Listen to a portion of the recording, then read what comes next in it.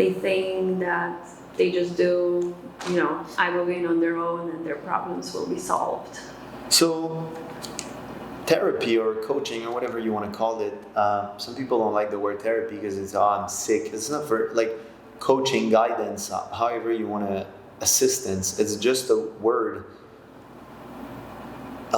So that's what I do for work. The thing is, there is the conscious mind that is here in this bubble, and it's whatever you can access.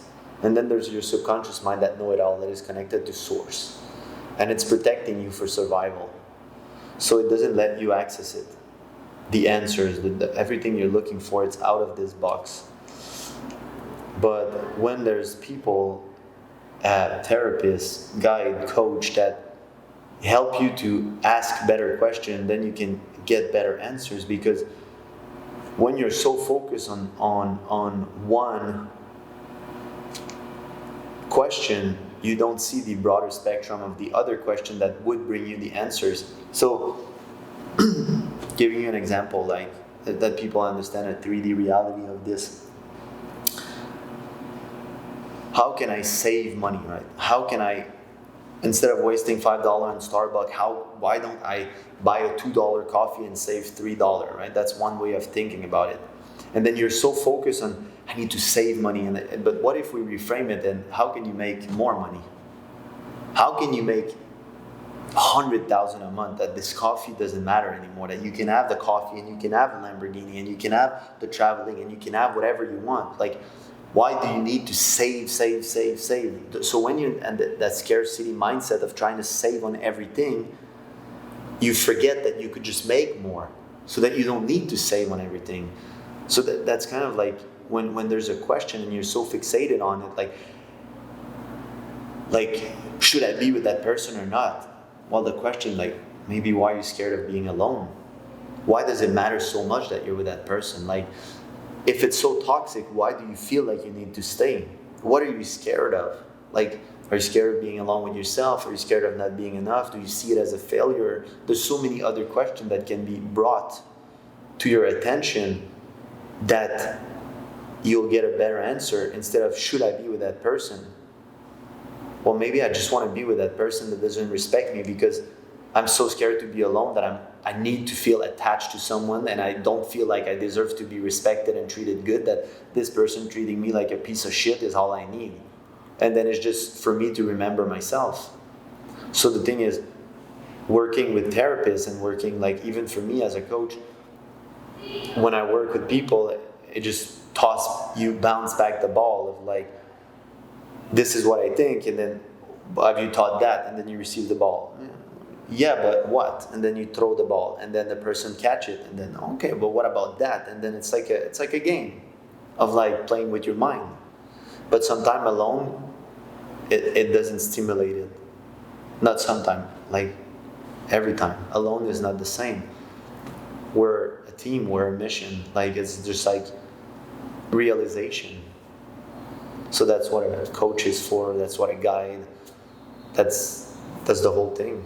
So first, can you tell why did you decide to do ibogaine? And what brought you here? Coincidences, like, they happen everywhere. It's synchronicity. So I saw it on Instagram. Joe Rogan was talking about it, and some people had transformation. And I guess we're always looking for answers, looking for the purpose of life, the meaning, like all those questions, doubt, fear. And I like to experience psychedelic because every psychedelic is a different teacher. So I never really heard of ibogaine. I heard the name before, but I never really did research on it. And then I was like, oh, I'll follow Beond, and then I'll see later, like, maybe I'll go, like, when it's time. And then we started talking right the next day on the IG page. And a friend that same day was telling me that he has a place in Hawaii that do ibogaine. So I was like, oh, it's funny that you say ibogaine, because I was trying to make him do a mushroom journey of psilocybin, and then it just didn't happen. So he was like, I want to do ibogaine. And I was like, okay, let's go to Beond then. So then he canceled. He was supposed to come, but he had to work. So I was like, anyway, I'll go, and then you can come later. Funny thing is, he texted me today, like, fuck, I really need to go to do ibogaine, but I didn't talk to him yet about what happened. And yeah, it just aligned with my life at the right time, and I was like, maybe ibogaine can answer a question that I'm seeking for. So yeah, that's how it came in my life. Okay. Can you tell a bit more about your preparation before your journey? What did you like the research part and the mental, physical, and spiritual The preparation? preparation here, or From the moment you decided that you're gonna do ibogaine. didn't really do research on it. I just trusted that it was there for a reason. And then I talked with Tali on the phone, which is the owner, and I listened a little bit to Andrew Huberman podcast that you sent me, and I didn't really care about all the data and facts. I just knew it was like a calling to come do it. So yeah, I came, and then from there on, the team was like amazing, and just they make you like get ready, do some question, seek answers inside of yourself to be ready for what's gonna be shown to you. So yeah. What were your intentions for your journey? Did you have any? Yeah, it was like I wanted to know what I was scared of, why I was suddenly in my life fearing death. I've never been scared of it, and then I had one psychedelic journey that scared me. And since that day, I wasn't scared of dying, but I was scared of not coming back from a psychedelic trip. I had this one trip that I got stuck in my mind for hours, and I was like, fuck, it's not a good place to be. And since that day, I got scared of for no reason. So I wanted to face that fear, and I knew ibogaine was the longest journey that you can do. So I was like, it gotta be it. I gotta be stuck with myself, like for that amount of time, so I can face the fear that I have, because I can't live in that fear. I was scared of taking psilocybin, like big dose, hero dose. I never been scared of it, but since that moment, I had that fear, the doubt, which was causing me what they call a bad trip. Bad trip is just a fear that amplify, and if you let it control, it's not going to be a pleasant experience. So, ibogaine for me was the master, like the hardest, like the strongest. So I was like, I'll just go directly to it, and I'll see what it has to show me. Mm-hmm. Can you speak more about your ibogaine journey in the treatment room? What did it show you, and how was the experience itself, physically and consciousness? Damn, it was weird. It was like very, very intense journey. Like I started like in an hospital bed. I don't know if it was a future event or an event that passed, like a memory, because it was mixed with so many memories. But the first hour and a half, I was in the bed, and they were like either doing a surgery or something, and they were saying that I was dying or whatever. And then I kept peeking because I was like, fuck, is it happening now? And because you're in the bed, and I was looking up and seeing myself, a reflection of in the same bed but different hospital. It was an hospital, and you could feel the nurse touch you, talk to you, and it's like so real.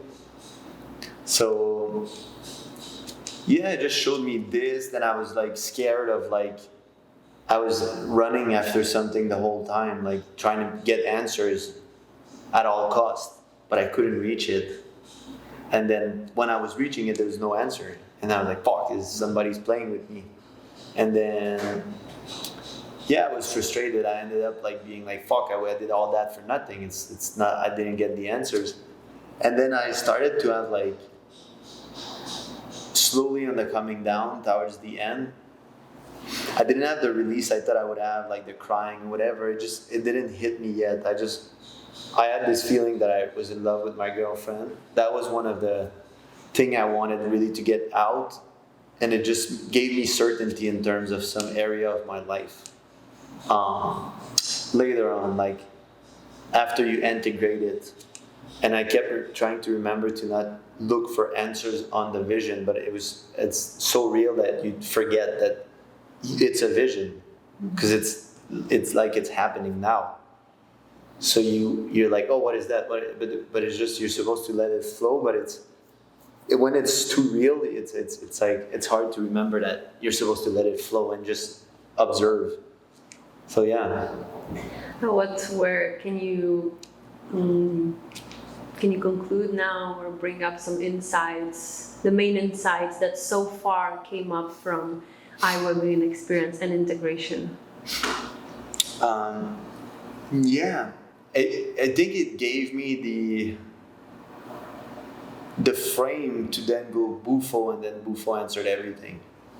Like, it was, I think now I see it as like, I don't think I could have, but I don't know if Bufo would have been that powerful because ibogaine kind of face your fear and then teach you some stuff, and then you integrate also with Bufo. So it was like, yeah, it's like everything that I wasn't still fully processed, I got the answers. Mm-hmm. So can you talk more about the Bufo? What is that? And how was your experience, and how did it help you integrate? Yeah. Bufo is like, it's a toad that you smoke, or there's other way of doing it, but it was a ceremony at smoking. And it's funny because when I ended up ibogaine, I thought the fear was gone, but when it was time to take Bufo, I started having that fear again, and I was like, fuck, again?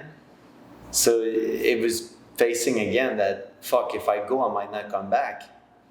So we have one dose, and then I had all my question answered, and I was like, okay, I get it. And then he's like, you go again, and I'm like, again? And I was scared again, and I'm like, fuck, and then I didn't get it.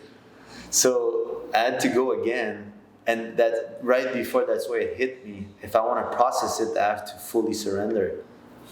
So I went in, and it answered everything. Like every question I've ever had in my life. Like, it was good. Is the fear still there? No.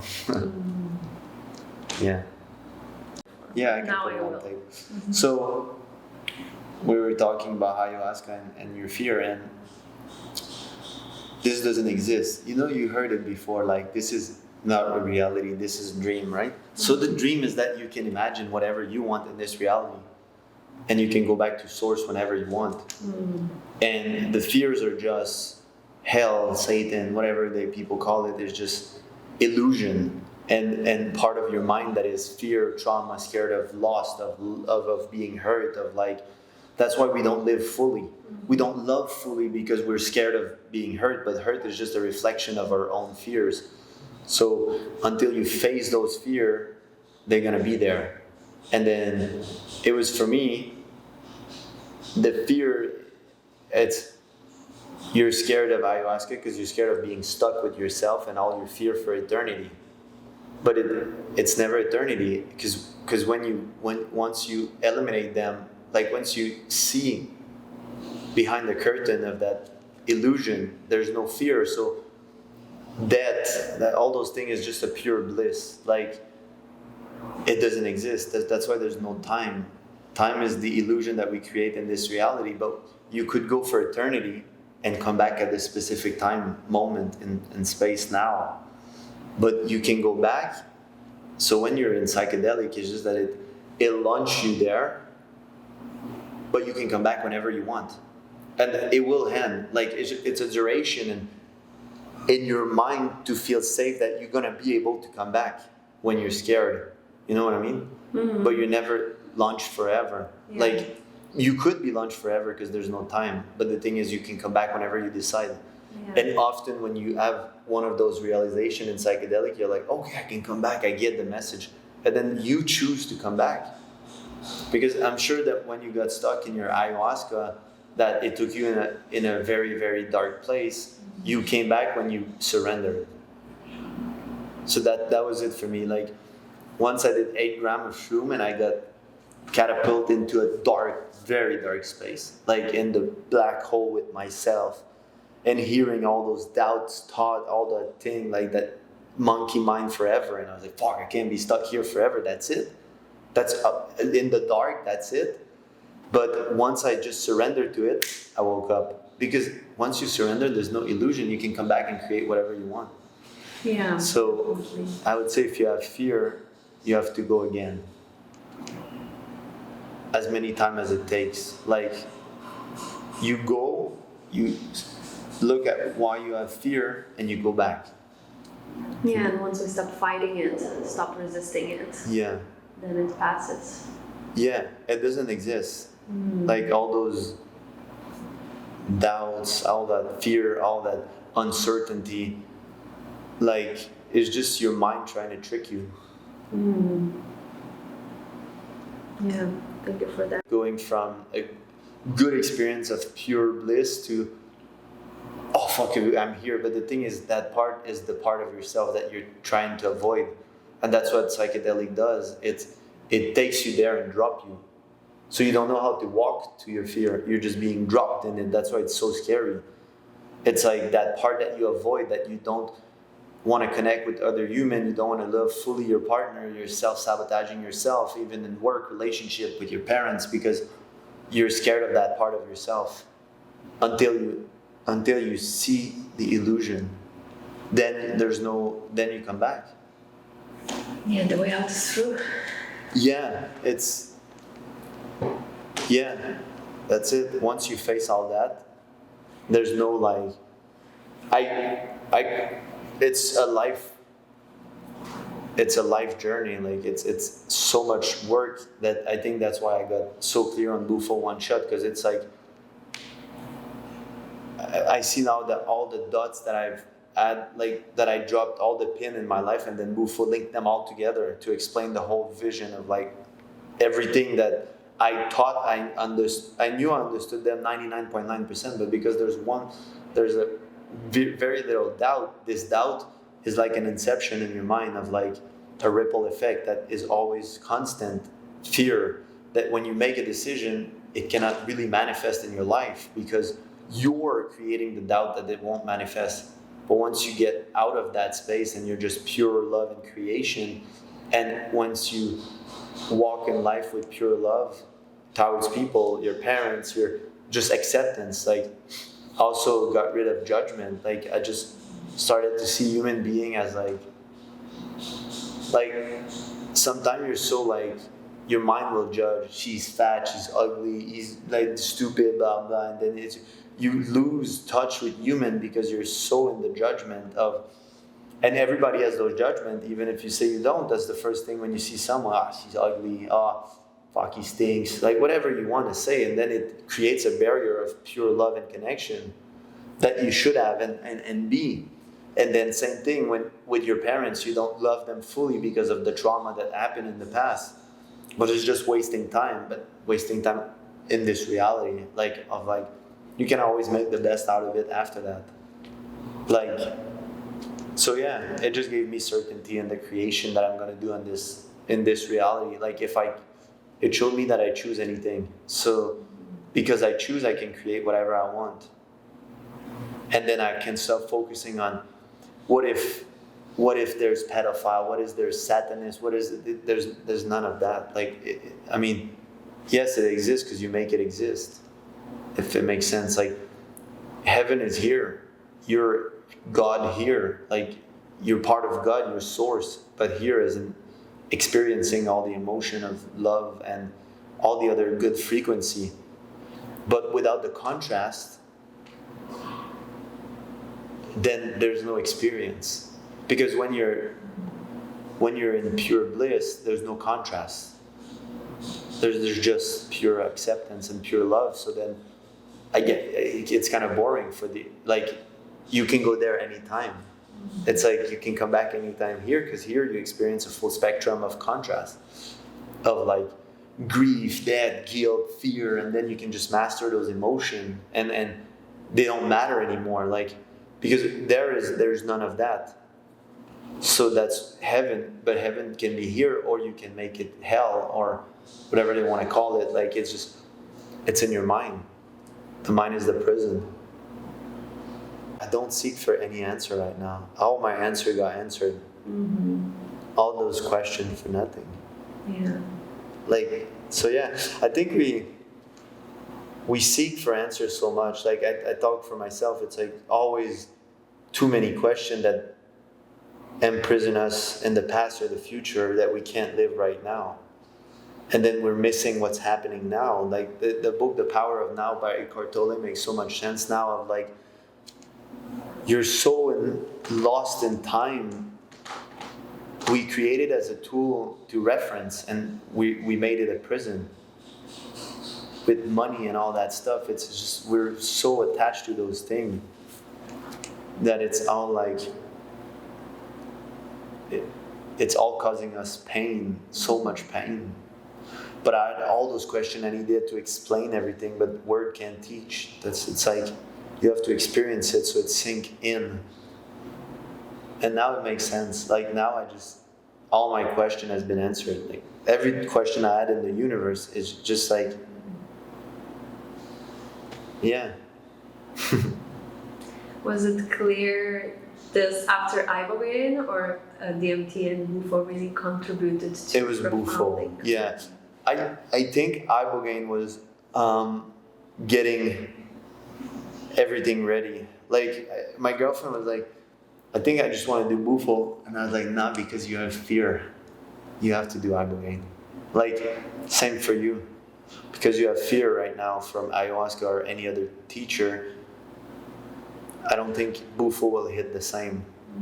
So because your experience with bufo was one teaching, but I think for it to sink like it synced, like the revelation I have right now is just, I think it's a synchrony of events. So that's why I told her, I'm like, nah, because she was like, I'm scared of ibogaine. I'm like, that's why you have to do it. That's why you have to surrender, so then you can surrender. Because like you said, bufo just take you there. But if you don't know how to get from Miami to LA, even if I drop you in LA and I'm like, walk back to Miami, you can't know how you did it. Versus if I show you the whole way, even if I'm driving, but I show you every fucking step, and then I'm like, do it again, then you know how to get there. And that's always been the thing for me. Like my whole quote was, I want to live life like I'm on shroom. Because when I'm on shroom, I'm pure heart, pure love. So I want to go and love human being like without that judgment and with full understanding of everything. And I was like, why do every time I come back, I'm back into that fucking human shit? I was like, I know it. Like, because when I go, I know it. But like, every time I come back, I was like, it doesn't stay. So I needed to go more often. I was like, and then I got scared of it. And then I was like, fuck, how am I going to do it? Like, because that's my place to remember what it feels like. So yeah, I think meditation and breath work and psilocybin now is just a tool to tap back into source. Because you could forget. But you could get lost in that human experience. Because whatever senses, you're all living life from your senses, that's what makes it feel real. But you know when you're a psychedelic that everything is real. And that's the tricky part, so it's all in your mind. So yeah, now bufo made it all sync of like, know it all. Like I'm like, okay, now it makes sense. It's just, but the weird part is like, now you're listening to that and you can't understand until you understand. I read so many books, so many things, but it never synced until that time. So I think it's just keep going in the journey until you get the pure. And now I understand more why people get addiction, more like, because if bufo is kind of like, there's some opioid addicts here, so they say like it's kind of like heroin, but even stronger. So now I get it why people get addicted, because they get a sense of God and the source. But then they have fear, so they try to escape it instead of coming to make it here. they think that it's only there, but it's not here when it's both. So they get addicted to escape here when that's I think the whole word about like escaping the matrix. Everybody talks about that. I want to escape the matrix. There's no fucking matrix. This is it. There's no escaping. This is the only matrix it is. Like you make it whatever you want. Like we all, that's the word, escape. Like I want to escape.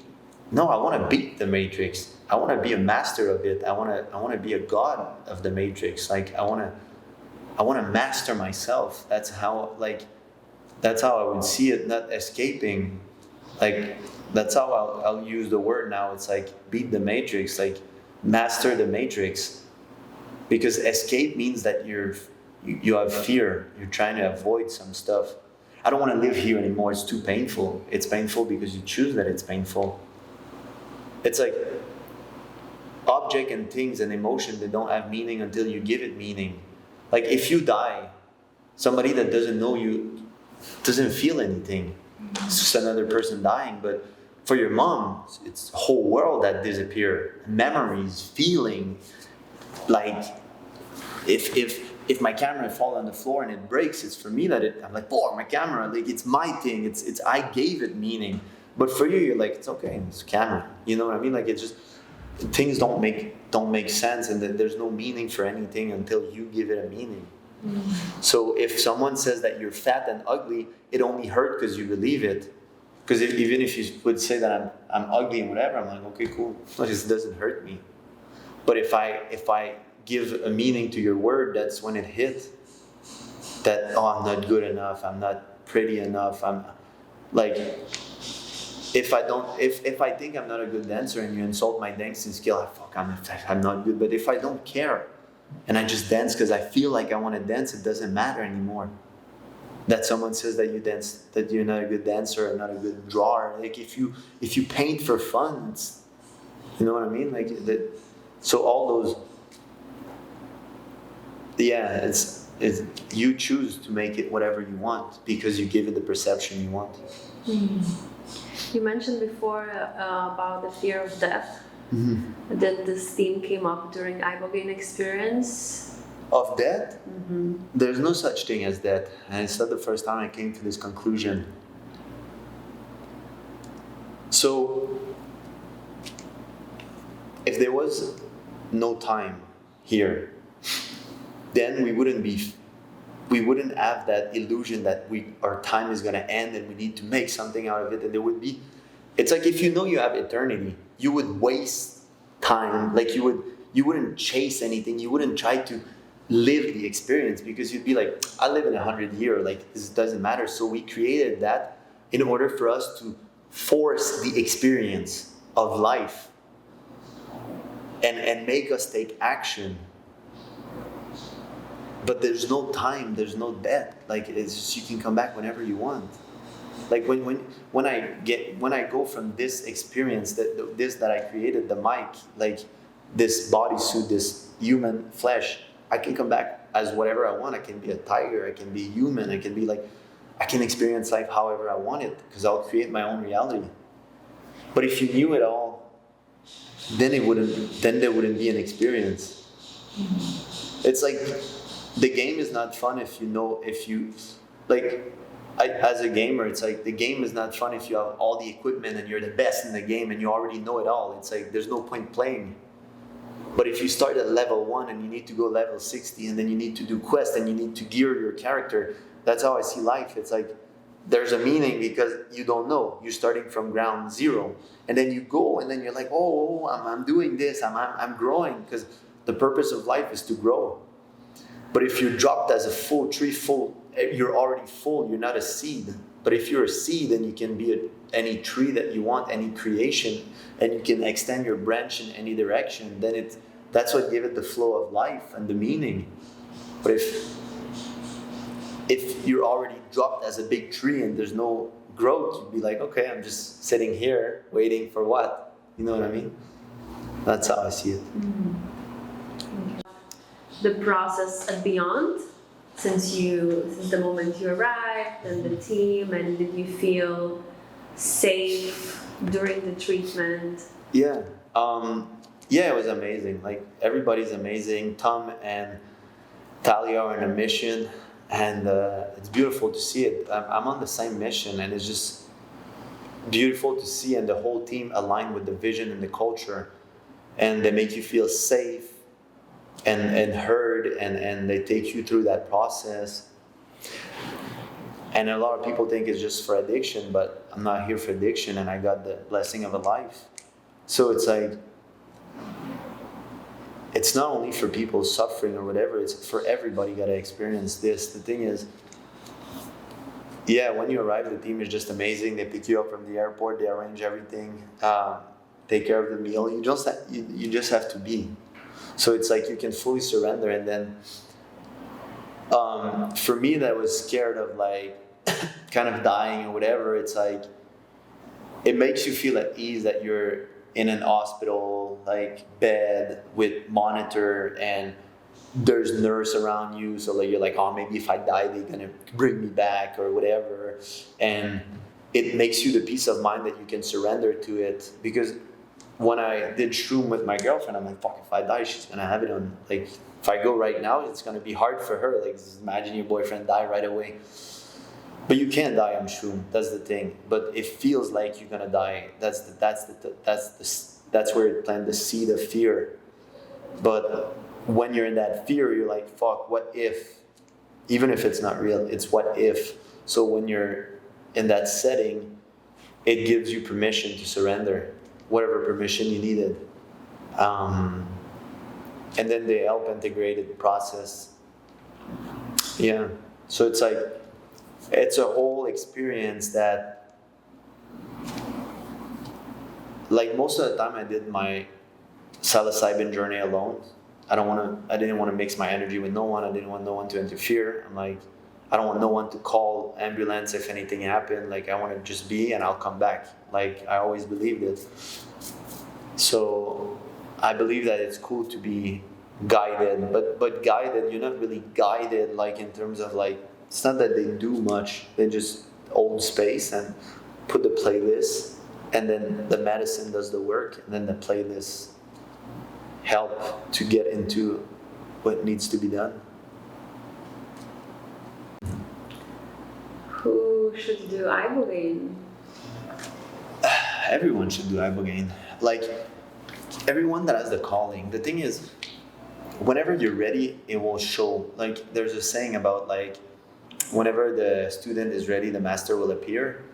And like, I'm just thinking about people that start chasing psychedelic like it's candies, and they do psychedelic over psychedelic, 20, 30 ayahuasca in a year and this and that. You don't understand. That's not how we do things. Like, if you feel like you need it, go do it, but it's not gonna give you the answers. And I got a friend that's here right now that I brought, and he did ayahuasca right now. He never did psychedelic. He's like, I'm gonna do iboga after iboga, and I'm like, bro, like, relax. This is a teacher. You need to integrate, and to have the revelation that you're seeking, you need to let it sit and I hope he's gonna get what he's looking for, because everybody deserves it. But I'm not sure I would have I'm not sure 5 years ago I would have get the same answer as right now, because it was a whole journey of like integration, and then you try to go make it make sense, and then you're like, okay, I get it, but then you're like, nah, I don't get it, and then you go back, and I feel like it's a journey of learning, and everybody get it at their own time. Like, everybody will get the answers they're looking for whenever they're ready.